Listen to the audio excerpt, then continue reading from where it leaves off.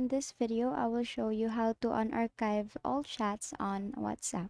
So first is you have to make sure that your WhatsApp application is updated. So to do that, you have to go to your Play Store here and just type in WhatsApp. Now, if you will see an update button, you have to click on that. And as you can see, I don't have any update button, which means my WhatsApp application is updated. So let's just go back to our home page and open our WhatsApp.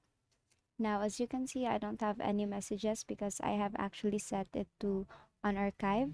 So to do that, you have to go here on unarchive, and then here you'll see all the chats that I have set to archive rather. So to unarchive this, you have to go back here, and on the upper right you will see these three dots. You have to click on settings, click on chats, and scroll all the way down till you see chat history. Now here on chat history you will see unarchive all chats.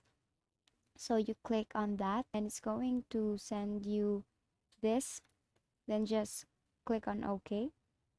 Now if you go back here to your chats, you will see all the chats you have unarchived here back to your chats. So basically that is how you unarchive all the chats on WhatsApp.